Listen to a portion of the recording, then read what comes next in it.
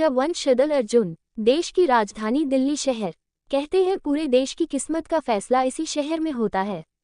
और कितने ही लोग इस शहर में रोज अपनी किस्मत आजमाने के लिए आते हैं। अर्जुन नाम का एक नौजवान भी इस शहर में आया है, अपनी जिंदगी को एक नए सिरे से शुरू करने के लिए। क्या होगा उसकी किस्मत का फैसला? उसे उड़ने के लिए एक नया आसमान मिलेगा या उसके पंख कुतर फेंक दिए जाएंगे? फिलहाल तो वो पिछले 1 महीने से एक नौकरी की तलाश में भटक रहा था। हर बार उसे नाउम्मीद ही हाथ लगती रही, लेकिन अर्जुन इतनी आसानी से हार मान लेने वालों में से नहीं था। हर नेगेटिव रिप्लाई के बाद वो दोगुने जोश से काम की तलाश में जुट जाता है। जो हार मान जाए उसका नाम अर्जुन नहीं होता, उसने अपने आप से कहा। यह एक लाइन उसमें नया जोश जगा देती थी। आज उसे एक जगह इंटरव्यू के लिए जाना था। उसने निकलने से पहले खुद को आईने में देखा और मुस्कुराया। क्लीन शेव चेहरा और नीले रंग की शर्ट। नीली शर्ट पर निगाह पड़ते ही एक बार फिर वो पूरा वाकया उसकी नज़रों के सामने से गुजर गया। अब तक वो उस हादसे को भुला नहीं पाया था। रोज कोई न कोई बात उसे उस हादसे की याद दिला ही देती थी। वो ही हादसा जो अनिकेत के साथ हुआ था। अनिकेत और अर्जुन दोनों जिगरी दोस्त थे, एक दूसरे पर जान छिड़कने वाले दोस्त। भाइयों से भी बढ़कर दोनों का बर्थडे एक ही तारीख को पड़ता था।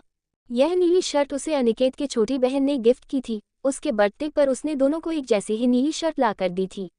अर्जुन ने आज इंटरव्यू के लिए वही शर्ट पहनी थी और उस शर्ट को देखते ही अर्जुन को अनिकेत की बेतहाशा याद आई। अनिकेत अब इस दुनिया में नहीं था और उन दोनों की प्यारी बहन अनिका इस समय अस्पताल में पड़ी जिंदगी और मौत के बीच झूल रही थी। अर्जुन ने एक लंबी सांस ली, कमरे में ताला लगाया और बाइक को एक जोरदार किक मारकर वो वहां से निकल गया। कुछ ही देर में वो नोएडा के सेक्टर 93 में पहुंच गया। वहां वो एक शानदार बिल्डिंग के सामने खड़ा था। उसने मोबाइल में एक बार फिर एड्रेस चेक किया और बाइक को पार्किंग में लगाकर अंदर चला गया। वेटिंग लाउंज में बहुत से कैंडिडेट्स बैठे हुए थे और जैसे ही अर्जुन ने वहां एंट्री करी, सभी लोग उसकी ओर देखने लगे। उसकी पर्सनालिटी ऐसी थी कि पहल ही नज़र में वो कोई बड़ा ऑफिसर दिखाई पड़ रहा था। आते जाते लोग उसे दोबारा पलट कर देख रहे थे, लेकिन जैसे ही उसने रिसेप्शन पर इंटरव्यू के बारे में इंक्वायरी की तो लोग आपस में खुसर फुसर करने लगे। ये तो शक्ल से बहुत पढ़ा लिखा और काबिल दिखाई देता है, इसको ही ये नौकरी मिलेगी। वाकई उसकी पर्सनालिटी और एकेडमिक क्वालिफिकेशन दोनों ही शानदार थे, लेकिन इतना अच्छा रिकॉर्ड होने के बाद भी उसके 5 सालों का गैप उसके रास्ते में रोड़ा बनकर खड़ा था। कॉलेज छोड़ने के 5 सालों तक अर्जुन कहाँ था, किसी को भी पता नहीं था। किसी अच्छी पोस्ट के लिए उसके पास एक्सपीरियंस होना जरूरी था और अर्जुन के पास जिस काम का एक्सपीरियंस था वो किसी को बता नहीं सकता था। रिसेप्शनिस्ट ने एक बार फिर अर्जुन के चेहरे पर एक नज़र डाली और कहा, आप वहाँ वेट कीजिए, थोड़ी देर बाद इंटरव्यू के लिए आपको बुला लिया जाएगा। अर्जुन जाकर एक सोफे पर बैठ गया। उसके दिमाग में तनाव और दर्द का तूफान था, लेकिन उसके चेहरे से कोई यह समझ नहीं सकता था कि वो इस समय किस हालत से गुजर रहा है। हर सिचुएशन में शांत रहना ही तो सिखाया गया था उसकी ट्रेनिंग में। वो आर्मी के सीक्रेट सर्विस फोर्स में अपने बैच का बेस्ट कैंडिडेट था। शेर दिल बुलाते थे उसे। उसके सीनियर्स उसकी बहादुरी की मिसाल दिया करते थे और उसके साथ ही उसके जैसा बनने की कोशिश करते थे, लेकिन एक पल में उसकी जिंदगी पूरी तरह से बदल गई थी। वो आज तक इस सच को कबूल नहीं कर पा रहा था कि उसे एक झटके में नौकरी से निकाल दिया गया था। अर्जुन ने अपनी जिंदगी के बेशकीमती 5 साल जिस सपने के लिए कुर्बान कर दिए थे वो एक झटके में टूट चुका था। अपने बेस्ट कैंडिडेट शेरदिल अर्जुन को ये कहकर निकाला गया था कि वो आर्मी में रहने लायक नहीं रहा। सीक्रेट सर्विस में जाने के लिए उसने जी जान से मेहनत की थी।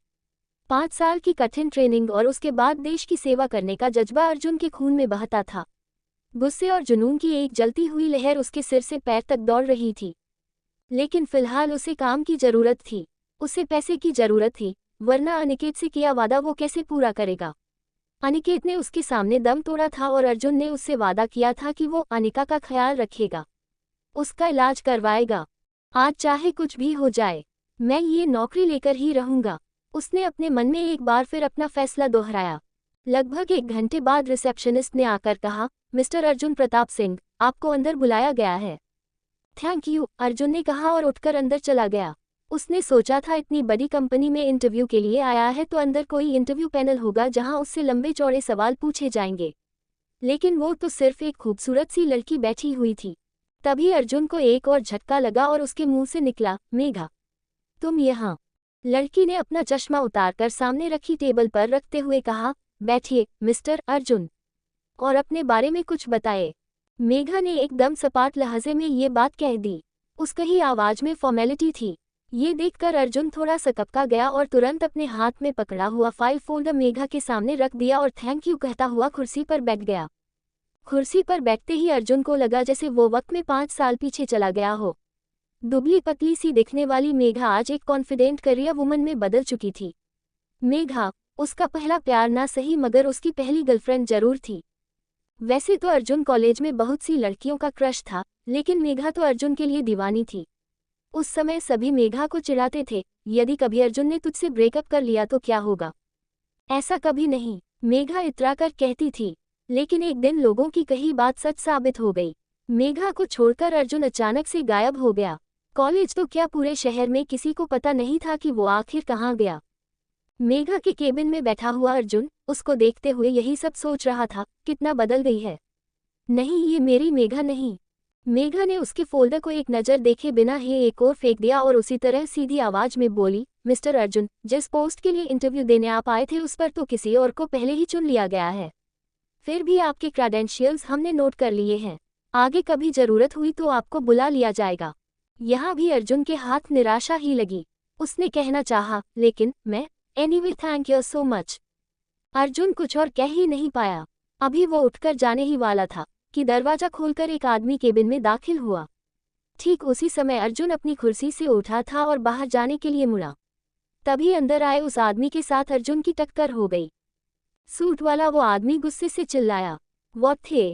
अर्जुन ने एक नज़र उसे देखा और कहा, I am really sorry sir. ऐसा लग रहा था जैसे वो पहले से ही किसी बात पर भड़का हुआ था। कैसे कैसे लोग चले आते हैं, ठीक से दिखाई भी नहीं देता। कौन है यह मेघा, और यहाँ क्या कर रहा है। उसने मेघा की ओर देखा।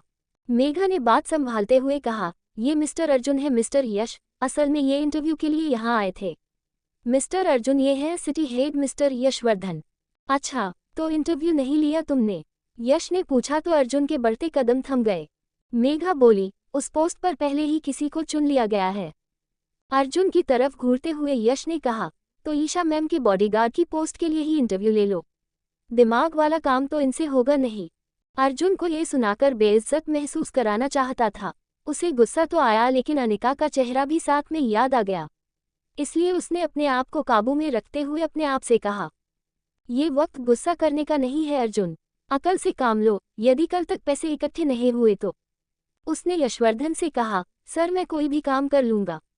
मेघा फटी आंखों से उसे देखती रह गई। उसे समझ में नहीं आ रहा था कि आखिर अर्जुन की ऐसी क्या मजबूरी है। यशवर्धन जोर से हंसा, हाँ, ठीक है फिर, अभी तुम्हारा इंटरव्यू ले लेता हूँ। इतना कहकर उसने एक फ़ोन घुमाया और कुछ ही देर में 4 लंबे चौड़े बाउंसर वहां आ गए।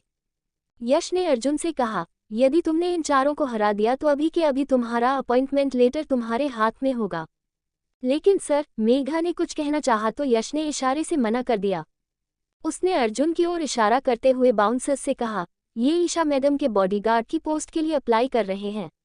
जरा इनको जांच परख तो लो, ये काबिल है या नहीं। वे चारों अर्जुन को देखकर थोड़ा मुस्कुराए और उसे अपने पीछे आने का इशारा करके निकल गए। ऑफिस बड़ी सी बिल्डिंग के बाहर ही एक लंबा चौड़ा लॉन था। बाउंसर्स के साथ अर्जुन को जाते देख बहुत से एम्प्लॉइज वही इकट्ठे हो गए। किसी को समझ में नहीं आया कि अचानक क्या हुआ और ये लोग अर्जुन को लेकर क्यों जा रहे हैं। बाहर आते ही यश ने एक इशारा किया, शुरू करो इंटरव्यू। जैसे ही एक बाउंसर अर्जुन का ओर बढ़ा, वो भड़का। अगले ही पल वो घास पर लेट रहा था और उसकी नाक से खून बह रहा था। कोई देख भी नहीं पाया कि अर्जुन ने कब उस पर हमला कर दिया। वो तो अब भी अपनी जगह पर खड़ा खड़ा मुस्कुरा रहा था। ये देखकर यश बौखला गया। अब की बार उसने 2 उंगलियों से इशारा किया। 2 बाउंसर एक साथ अर्जुन की ओर बढ़े और आधे मिनट से भी कम समय में उनका भी वही हाल हुआ था। लेकिन वे तीनों जल्दी उठ खड़े हुए और अब की बार मिलकर अर्जुन पर हमला किया। 4 लंबे चौड़े बाउंसर अर्जुन के सामने 1 मिनट भी नहीं टिक सके। अर्जुन के शरीर में गजब की चुस्ती और फुर्ती थी। उसका एक एक मूव देखने लायक था। सब दांतों तले उंगलियां दबाए अर्जुन को देख रहे थे। चारों बाउंसर्स को हराकर अर्जुन ने यश की तरफ देखा। यश ने झुंझलाहट में उसने अपना कोट उतारकर जमीन पर दे मारा। अर्जुन ने बड़े आराम से उस कोट को उठाया और हाथ से धूल झाड़ते हुए यश की ओर बढ़ाया और बोला, मेरा अपॉइंटमेंट लेटर सर। उसके होठों पर एक टेढ़ी स्माइल थी। यश ने मेघा की ओर इशारा किया और वो वहां से जाने लगा, तो अर्जुन ने कहा, मुझे आपसे कुछ और भी डिस्कस करना था। यश झुंझलाया, जल्दी बोलो। तभी मेघा बोल पड़ी, अंदर चलकर बात करते हैं सर। और वे सब एक बार फिर मेघा के केबिन में आ चुके थे। अब अर्जुन यशवर्धन के ठीक सामने बैठा था। उसकी आंखों में आंखें डालकर अर्जुन ने कहा, आपने मेरा टेस्ट ले लिया है और मैं उसमें कामयाब रहा। जाहिर है अब मैं इस पोस्ट के लायक हूँ। यश ने चिढ़कर कहा, मुद्दे की बात करो। अर्जुन मुस्कुराया, मुद्दे की बात यह है सर कि अपनी सैलरी मैं खुद डिसाइड करता हूँ। ये सुनकर यश जोर से हंस पड़ा।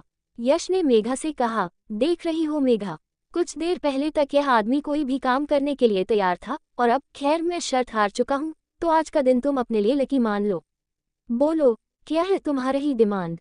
यश ने लापरवाही भरे अंदाज में कहा।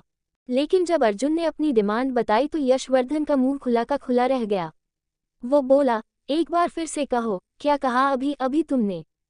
अर्जुन उसी तरह कड़क आवाज में बोला, मुझे 10 लाख रुपए चाहिए, वो भी एडवांस। यश चीख पड़ा था, तुम्हारा दिमाग तो ठिकाने पर है ना? अर्जुन ने कहा, दिमाग भी ठिकाने पर है और सारे दांव भी। नमूना तो आपने अभी देख ही लिया था। 10 लाख रुपए, ये रकम एक बॉडीगार्ड की सैलरी के हिसाब से सच में बहुत ज्यादा थी। क्यों चाहिए थी अर्जुन को इतनी बड़ी रकम? क्या ईशा मैडम उसकी ये डिमांड मान लेगी? चट्टू तुम्हारे पीछे यहाँ मरने चला आया। यशवर्धन ने अर्जुन को अपॉइंटमेंट लेटर दे तो दिया था, लेकिन अर्जुन की अजीब सी शर्त सुनकर वह हैरत में पड़ गया। 10 लाख रुपए, एक बॉडीगार्ड की नौकरी के लिए 10 लाख रुपए बहुत ज्यादा थे। लेकिन अब देर हो चुकी थी। यशवर्धन समझ गया कि यह सीधी तरह मानने वालों में से नहीं है। उसने अर्जुन से कहा, अब तुम्हारी सैलरी का फैसला तो ईशा मैम ही करेगी। वह जानता था, ब्लू विजन कंपनी की मालकिन ईशा सरीन एक मामूली नौकरी के लिए आए कैंडिडेट से कभी नहीं मिलेगी, और मिल भी लिया तो अर्जुन की डिमांड सुनकर ही उसे बाहर का रास्ता दिखा देगी। लेकिन अर्जुन को खुद पर कुछ ज्यादा ही भरोसा था। उसने यशवर्धन से पूछा, इस समय मैडम कहाँ मिलेंगी सर? यश ने बड़े रूखे ढंग से कहा, वो इस समय ऑफिस से निकलकर एम्पायर हॉल की तरफ जा रही होंगी। वहां उनकी मीटिंग है 2 बजे। इतना कहकर यश बाहर निकल गया। अर्जुन के मामले से उसने अपना पल्ला झाड़ लिया था। अर्जुन ने बेबस होकर मेघा की ओर देखा।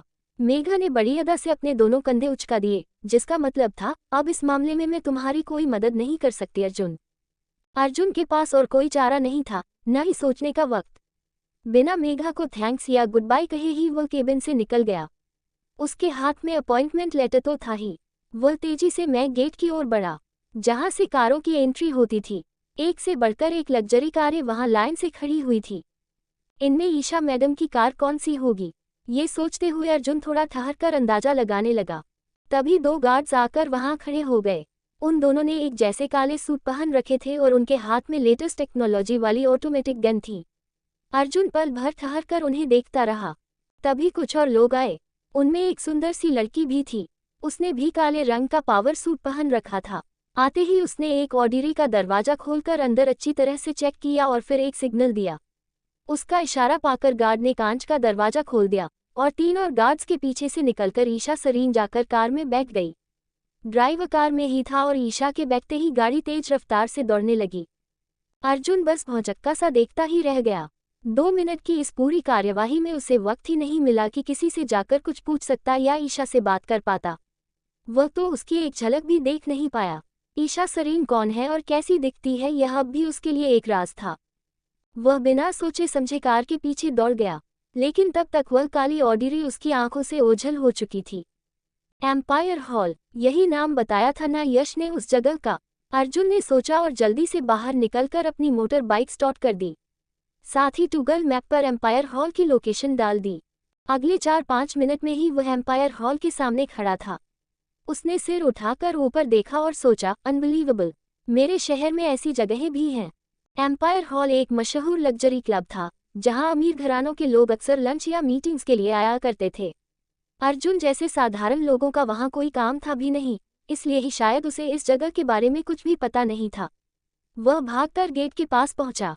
उसे भीतर जाते देख गेट पर खड़ा गार्ड चिल्लाया, अरे अरे, कहाँ घुसे चले जा रहे हो? अर्जुन सकपका गया। उसने कहा, वो मैं ईशा मैडम से मिलने आया था। ईशा का नाम सुनते ही एक और गार्ड आगे आ गया। अर्जुन उसे देखते ही पहचान गया। वह उन तीनों में से एक था जो बाद में ईशा के साथ आए थे, गार्ड, सेक्रेटरी और एक और असिस्टेंट। दूसरे गार्ड ने कहा, ईशा मैडम इस समय लंच कर रही हैं, आप अपना मैसेज दे दीजिए। अर्जुन को लगा यह आदमी अब तक मिले सब लोगों के मुकाबले ठीक से बात कर रहा था। उसने सोचा यही सही मौका है और गार्ड से कहा, मेरा नाम अर्जुन प्रताप सिंह है, मुझे मैडम के बॉडीगार्ड की पोजीशन के लिए हायर किया गया है और इसी बारे में मैं उनसे कुछ बात करने आया था। उस आदमी ने अर्जुन की बात ध्यान से सुनी और उसे ऊपर से नीचे तक देखा, फिर बोला, मैं अभी आपका मैसेज ईशा मैडम तक पहुंचा देता हूं, आप यहीं रुकिए। उसने अपना फोन निकालकर एक मैसेज टाइप किया। कुछ ही देर में ईशा का असिस्टेंट अर्जुन के सामने खड़ा था। अब तक किसी ने भी अर्जुन को क्लब के भीतर आने के लिए नहीं कहा था, यहाँ तक कि वे सब भी उससे बाहर आकर बात कर रहे थे। ये बात अर्जुन को अटपटी तो लगी लेकिन वह कुछ कर नहीं सकता था। असिस्टेंट ने भी उसी तरह अर्जुन को ऊपर से नीचे तक देखा और बोला, आधे घंटे इंतजार करो, मैडम जब लंच करके फ्री होंगी तो मैं आपका मैसेज उन तक पहुंचा दूंगा। अब अर्जुन को खींच हो रही थी, हर कोई यहाँ मैसेज पहुंचाने की बात कर रहा था। क्या चीज़ थी यह ईशा, क्यों कोई भी जाकर उससे बात नहीं कर सकता था? फिर भी उसने अपनी चिढ़ जाहिर किए बिना कहा, थैंक यू वेरी मच, मैं तब तक यहीं इंतजार करता हूँ। अर्जुन थोड़ी दूर खड़ी अपनी बाइक पर जाकर बैठ गया और ईशा के बाहर आने का इंतजार करने लगा। लगभग आधे घंटे बाद वहां 4 पुराने मॉडल की एम्बेसडर गाड़ियां आकर खड़ी हुई। वे चारों सफ़ेद रंग की थीं और दिखने में बिल्कुल एक जैसी। चारों के नंबर भी एक सीक्वेंस में थे। ठीक आधे मिनट बाद एक रोल्स रॉयस गाड़ी आकर चारों के ठीक बीचों बीच खड़ी हो गई। गेट पर खड़ा गार्ड दौड़कर आया और रोल्स रॉयस के पास जाकर कुछ पूछने लगा, लेकिन उसके ड्राइवर ने कार का शीशा नीचे किए बिना ही उसे एक इशारा किया और वह जाकर वापस अपनी जगह खड़ा हो गया। अमीर लोगों के चोंचले, अर्जुन ने मन ही मन कहा और ध्यान से उन 5 गाड़ियों को देखने लगा। वह चाहकर भी अपना ध्यान वहां से हटा नहीं पा रहा था। एक और बात जो उसे अजीब लगी थी वो ये थी कि किसी भी गाड़ी का इंजन बंद नहीं हुआ, नहीं उनमें से कोई निकलकर बाहर आया। तभी क्लब का में गेट खुला। कांच का बना हुआ वह भारी भरकम दरवाजा खुलने में कुछ समय लगाता था। तभी अर्जुन की नज़र ईशा सरीन पर पड़ी। हल्के आसमानी रंग की ड्रेस में ईशा किसी हॉलीवुड फिल्म की एक्ट्रेस लग रही थी, फिर भी उसके कपड़ों में एक सादगी थी। उसके गार्ड्स ने आगे बढ़कर एम्बेसडर के ड्राइवर से गाड़ी हटाने के लिए कहा। वे 5 कारें एक साथ ही कुछ आगे पीछे हुई। उधर ईशा ने आखिरी सीढ़ी से नीचे कदम रखा ही था कि रोल्स रॉयस का शीशा नीचे हुआ। ईशा की नज़र उस पर पड़ी तो वह उस ओर बढ़ गई। उसका स्टाफ उसके पीछे हो गया। अर्जुन ने सोचा, लो भाई, मुझसे पहले ही कोई ईशा से मिलने के लिए आ गया, वो भी 5-5 गाड़ियां लेकर। मेरी तो किस्मत ही इस खटारा बाइक जैसी ही है। ये कहकर उसने एक जोर की किक लगाई और बाइक स्टार्ट हो गई। तभी वहां हंगामा सा मच गया। लोग चिल्ला रहे थे, ईशा मैम, किडनैप किडनैप, कोई बचाओ। रोल्स रॉयस में बैठे आदमी ने ईशा का हाथ पकड़कर उसे अंदर खींच लिया था और तेजी से गाड़ी चलाकर वहां से निकल गया। बाकी की 4 गाड़ियों ने ईशा के गार्ड्स का रास्ता रोक लिया। ये देखकर अर्जुन ने 1 सेकंड की भी देरी किए बिना बाइक दौड़ा दी और बिजली की गति से दौड़ती उस लग्जरी गाड़ी का पीछा करने लगा। आधे घंटे शहर की सड़कों पर दौड़ने के बाद वह गाड़ी शहर से बाहर एक सुनसान इलाके की ओर बढ़ गई। अब तक पुलिस को खबर की जा चुकी थी और जगह जगह चेक पॉइंट्स भी बना दिए गए थे, लेकिन ईशा का किडनैपर बहुत चौकन्ना था और पूरी तैयारी से आया था। जगह जगह पर दूसरी गाड़ियां उसे कवर दे रही थीं और वह देखते ही देखते सबकी नज़रों से ओझल हो गया। सिर्फ एक शख्स था जो बाइक में लगातार उसका पीछा कर रहा था, और वह था अर्जुन, जिसकी नज़रें अब तक भटकी नहीं थीं। सुनसान इलाके से कच्ची पगडंडी पर उसने गाड़ी उतार दी और 5-7 किलोमीटर खेतों में गाड़ी चलाने के बाद अब वह रोल्स रॉयस एक शानदार फार्म हाउस के सामने खड़ी थी। 6 शिकारी कुत्ते और 8 भारी भरकम शरीर वाले गार्ड्स उस जगह की रक्षा कर रहे थे। अर्जुन ने बहुत पहले ही अपनी बाइक छोड़ दी थी और अब छिपकर वह उस कार का पीछा कर रहा था। किसी भी जगह पर कैमोफ्लेज कर खुद को छिपाने में तो वह माहिर था। बिना किसी की नज़र में आए वह बंगले तक पहुंच चुका था और अब गेट के पास खड़ा होकर अंदर का नज़ारा देख रहा था। गेट के भीतर होते ही रोल्स रॉयस एक झटके से रुकी और डार्क ब्राउन सूट पहने एक जवान और खूबसूरत लड़का उसमें से उतरा। उसकी आंखों पर कपड़ों से मैच खाता गहरे ब्राउन रंग का चश्मा चढ़ा हुआ था।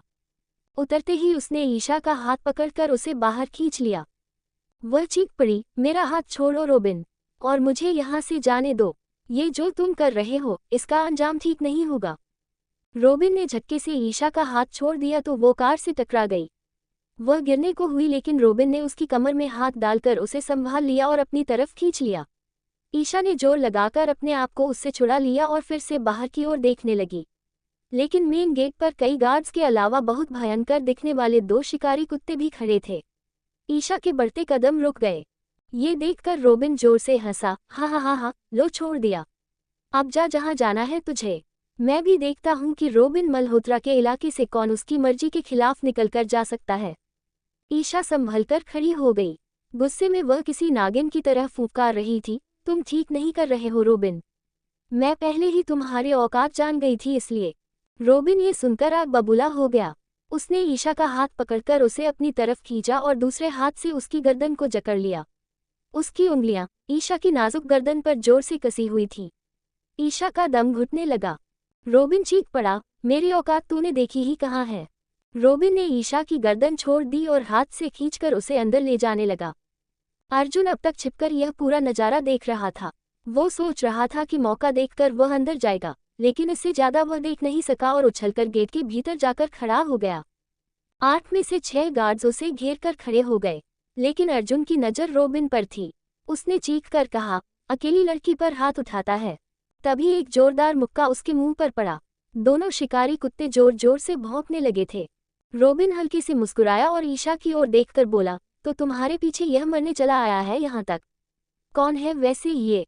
लेकिन ईशा खुद चकित होकर अर्जुन को देख रही थी। उसे दूर दूर तक कोई आइडिया नहीं था कि बिना सोचे समझे रोबिन से भिड़ जाने वाला ये शख्स कौन है। उधर अर्जुन 6 तगड़े पहलवानों से घिरा हुआ था। वे 6 के 6 एक साथ अर्जुन पर टूट पड़े। रोबिन ने एक बार फिर ईशा का हाथ कसकर पकड़ लिया और उसे जबरदस्ती खींचकर भीतर ले जाने लगा। ईशा ने अर्जुन की ओर एक नज़र डाली, लेकिन रोबिन ने एक झटके से उसे गोद में उठा लिया और बंगले के भीतर चला गया। क्या ईशा के पीछे आकर अर्जुन ने खुद को भी मुसीबत में डाल लिया था? क्या वह ईशा को बचाकर यहाँ से निकल पाएगा? 24 घंटे, ये कैसे हो सकता है? अर्जुन ने एक नज़र रोबिन के गुंडों पर डाली। वे खून के प्यासे जानवरों की तरह उसे घेरे हुए थे, लेकिन अर्जुन फुर्ती से उनके बीच से निकलकर एक और खड़ा हो गया था। उनमें से एक चिल्लाया, कौन है तू और यहाँ क्या कर रहा है? दूसरे ने कहा, इसकी मौत ही इसे आज यहाँ तक खींच लाए है। वे एक बार फिर अर्जुन की ओर बढ़े। अर्जुन ने फिर एक छलांग लगाई और शिकारी कुत्तों के पास जाकर खड़ा हो गया और उन गुंडों को जवाब देता हुआ बोला, हा हा हा, पहले मेरे दोस्तों से तो निपट लो। वे सब एक दूसरे की तरफ देखने लगे। ये शिकारी कुत्ते खास तौर पर इस फार्म हाउस की रखवाली के लिए ही पाले गए थे, लेकिन अर्जुन इन्हें अपना दोस्त बता रहा था। उन गुंडों के सरदार ने कहा, मौत को सामने देखकर आदमी ऐसी ही बकवास करने लगता है। चलो अब अपनी आखिरी इच्छा भी बता ही दो। शायद तुम अपनी मालकिन को आखिरी बार देखने के लिए ही यहाँ तक चले आए थे। दूसरा बोला, मैडम है ही इतनी सुंदर। उसने कहा तो उसके साथी एक घिनौनी हंसी हंस पड़े। अर्जुन को ये सुनकर गुस्सा आ गया। फिलहाल तो मेरी इच्छा तुम्हें तमीज सिखाने की है, लेकिन लगता है तुम उस लायक नहीं हो। इतना कहकर उसने झटके से दोनों कुत्तों के बेल्ट खोल दिए। आज़ाद होते ही वे कुत्ते गुंडों पर टूट पड़े। साथ ही अर्जुन भी आंधी की तरह उनकी ओर बढ़ा। कुछ ही देर में अर्जुन ने दोनों कुत्तों पर अपना जादू चला दिया था। जानवरों को अपने वश में करने की कला भी उसे ट्रेनिंग के दौरान ही सिखाई गई थी, और आज वह उसके काम आ गई। हालांकि वे गुंडे कम ताकतवर नहीं थे, लेकिन कुत्तों ने अब तक सभी को बुरी तरह नोच डाला था। फिर भी वे अर्जुन को भीतर जाने से रोकने की पूरी कोशिश कर रहे थे। अर्जुन ने गुंडों के सरदार का हाथ पकड़ा और एक झटके से मोड़ दिया। आहस, उसकी चीख निकल गई, लेकिन उसका हाथ अब नाकाम हो चुका था। लगभग 5 मिनट में अर्जुन ने उन 6 के 6 गुंडों की अच्छी तरह से बैंड बजा दी थी और उन सबको एक कोने में फेंक के कुत्तों से कहा, अब इनकी रखवाली करना तुम्हारी जिम्मेदारी है दोस्तों। कुत्तों ने जीभ निकालकर और पूंछ हिलाकर अपनी वफादारी दिखाई। अर्जुन तेजी से बंगले के भीतर घुस गया। बंगला अंदर से और ज्यादा खूबसूरत था। अर्जुन कुछ देर तक तो उस जगह को देखता ही रह गया। फिर उसने सोचा, मुझे और देर नहीं करनी चाहिए, लेकिन मैं ईशा मैम को कहाँ खोजूं? यहाँ तो बहुत से दरवाजे हैं। हॉल में 5 दरवाजे थे जो अंदर दूसरे कमरों में खुलते थे। ये बंगला बिल्कुल भूल भुलैया की तरह बनाया गया था। अर्जुन ने एक गहरी सांस ली और आंखें बंद कर लीं। अब वह आसपास की आवाज़ों पर ध्यान लगा रहा था। बाहर पिटकर पड़े हुए गुंडों की कराह, कुत्तों का भौंकना, पेड़ों की सरसराहट और उनके बीच में एक धीमी सिसकी अर्जुन को सुनाई दी। यह जरूर ईशा मैम की आवाज़ है, अर्जुन ने सोचा और आवाज़ की तरफ बढ़ा। लेकिन वह दरवाजा भीतर से बंद था। अर्जुन ने एक भारी कुर्सी उठाई और दरवाजे पर दे मारी।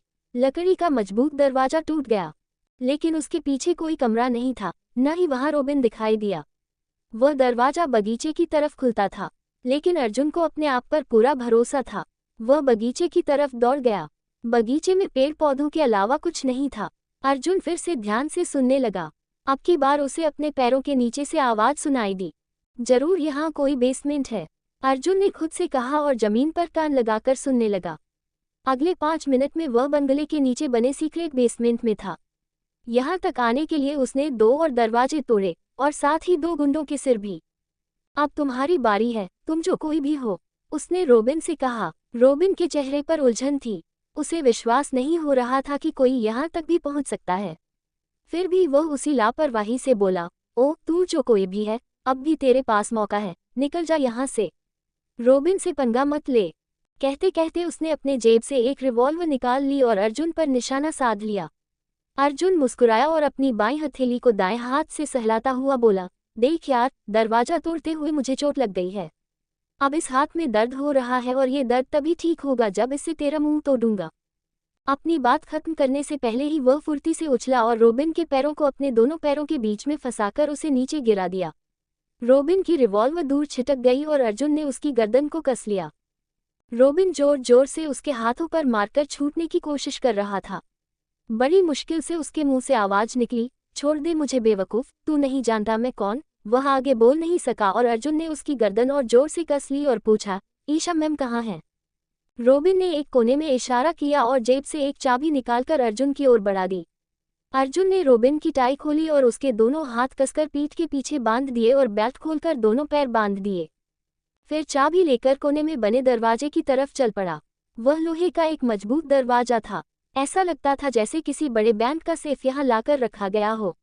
अर्जुन ने बड़ी सी चाबी घुमाई और कुछ ही देर में दरवाजा खुल गया। अंदर का नजारा देखकर उसकी आंखें फटी की फटी रह गईं। जमीन के इतने नीचे एक महल बसाया गया था। एक बहुत बड़ा और शानदार कमरा उसके सामने था, लेकिन वह यहाँ कमरे की शान देखने नहीं आया था।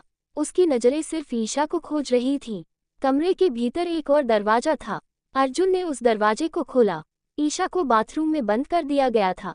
वह बाथरूम के फर्श पर बेहोश पड़ी थी। ईशा मैम, ईशा मैम, अर्जुन ने आवाज दी लेकिन कोई असर नहीं पड़ा।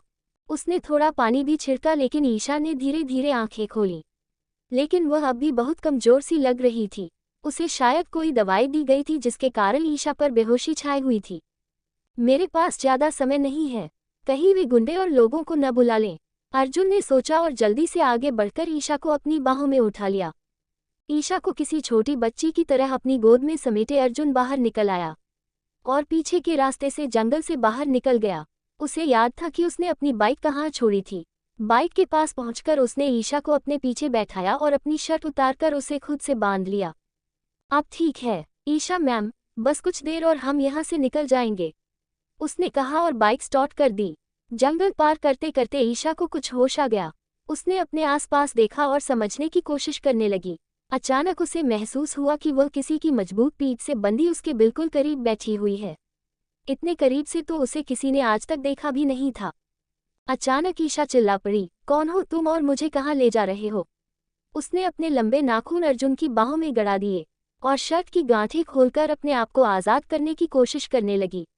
अरे यार, अब ये क्या नई मुसीबत है, इससे तो अच्छा ये बेहोश ही रहती। अर्जुन ने सोचा और प्यार से ईशा से कहा, मैडम मैं आपका नया बॉडीगार्ड हूँ। ईशा चकरा गई, क्या नया बॉडीगार्ड? और किसने तुम्हें इस काम के लिए हायर किया? बाइक रोको और मुझे जाने दो, तुम जो कोई भी हो। अर्जुन ने झटके से बाइक के ब्रेक लगा दिए। ईशा जोर से उससे टकरा गई और गिरने से बचने के लिए उसने अर्जुन को कसकर पकड़ लिया। अर्जुन ने पलटकर ईशा को देखा। उसकी आंखों में एक शरारत भरी मुस्कान थी। वह कहना चाहता था कि अभी तो छोड़ने की बात कर रही थी और अब इतना कसकर पकड़ लिया ईशा मैडम, लेकिन वह कह न सका। उसे एक बॉडीगार्ड होने के अदब कायदे याद थे। ईशा मैम, मेरा नाम अर्जुन प्रताप सिंह है, मुझे यशवर्धन सर ने हायर किया है। बाकी बात मैं आपको बाद में बताऊंगा, फिलहाल हमें यहाँ से निकलना होगा। सबसे पहले आप हॉस्पिटल चलिए। ईशा ने अब तक खुद को संभाल लिया था। ठीक है मिस्टर अर्जुन, लेकिन हम यहाँ से सीधे एम्पायर हॉल चलेंगे, जहाँ से मैं अपनी गाड़ी से ऑफिस जाऊंगी। लेकिन मैम, आपको कोई दवाई दी गई है, आपको हॉस्पिटल जाना चाहिए, अर्जुन ने कहा। ईशा ने अपने बाल ठीक करते हुए कहा, ये तुम मुझे नहीं बताओगे कि मुझे कब क्या करना है? अब चलो यहाँ से और अपने कपड़े ठीक करो, उसने अर्जुन की शर्ट वापस करते हुए कहा। एम्पायर हॉल पहुंचकर अर्जुन ने ईशा को बाइक से उतार दिया। ईशा को आया देख उसके स्टाफ के लोग दौड़कर वहां आ गए। कुछ पुलिस वाले भी वहां आ चुके थे। पल भर में ईशा को इतने लोगों ने घेर लिया कि अर्जुन को बात करने का मौका ही नहीं मिला। सभी ईशा से सवाल पूछ रहे थे लेकिन उसकी नजरें अर्जुन को खोज रही थी। ईशा ने अपने असिस्टेंट के कान में कुछ कहा और किसी के सवाल का जवाब दिए बिना ही गाड़ी में बैठ गई। अर्जुन ने नाउमीदी में सिर हिलाया और बाइक स्टार्ट करने के लिए किक मारी, लेकिन बाइक ने जवाब दे दिया।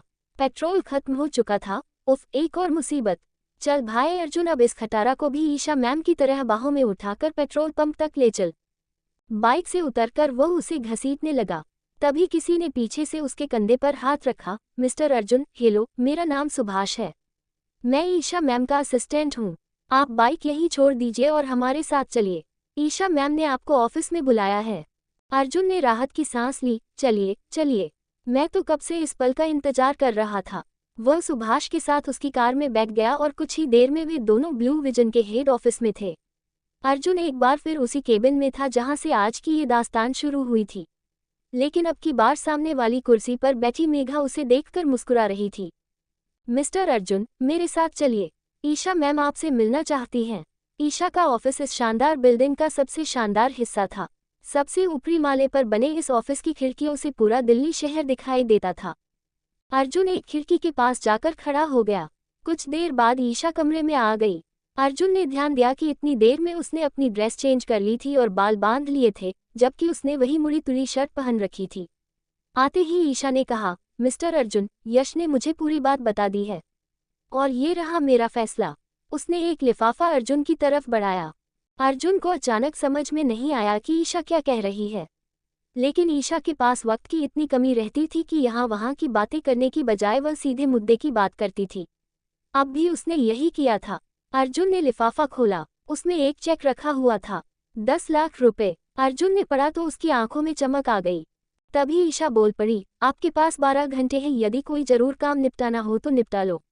कल सुबह 6 बजे के बाद आप 24 घंटे मेरे साथ रहेंगे, समझे मिस्टर अर्जुन? 24 घंटे, अर्जुन ने पूछना चाहा, लेकिन तब तक ईशा केबिन से निकलकर जा चुकी थी। अर्जुन के हाथ में 10 लाख का चेक था और मन में कई सारे सवाल। फिर भी इस समय सबसे ज्यादा जरूरी था अनिका की जिंदगी का सवाल।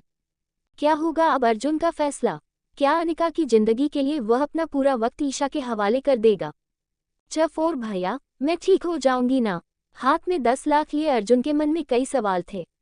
कुछ सोचते हुए अभी वो टैक्सी में बैठा ही था कि उसके मोबाइल की स्क्रीन पर एक नोटिफिकेशन आया। उसने तुरंत मैसेज खोलकर देखा, जल्दी से जल्दी हॉस्पिटल आ जाए। ये मैसेज देखकर अर्जुन की सांस फूलने लगी। दिल्ली के ट्रैफिक को चीरती हुई टैक्सी तेजी से चली जा रही थी। फिर भी अर्जुन बार बार ड्राइवर से कहता, और तेज चला ना भाई, मुझे जल्दी से जल्दी हॉस्पिटल पहुंचना है। हॉस्पिटल पहुंचते ही अर्जुन तेजी से सीढ़ियां चढ़कर उस वार्ड के बाहर पहुंचा जहां अनिका का इलाज चल रहा था। वह वार्ड के भीतर गया लेकिन वहां अनिका नहीं थी। अर्जुन की धड़कनें तेज हो गईं। तभी अर्जुन को एक नर्स आती दिखाई दी। उसने नर्स को रोककर पूछा, सिस्टर यहाँ एक पेशेंट थी, अनिका वर्मा, उसे कहीं और शिफ्ट किया गया है क्या? नर्स ने कुछ सोचकर जवाब दिया, डॉक्टर माही यहाँ की इंचार्ज है, आप उनसे पूछ लीजिए। इतना कहकर उसने डॉक्टर माही के केबिन की ओर इशारा किया और वहां से चली गई। अर्जुन डॉक्टर माही के केबिन की ओर जाने लगा, तभी किसी ने उसके कंधे पर हाथ रखा। अर्जुन ने पलटकर देखा, डॉक्टर माही उसके पीछे खड़ी थी।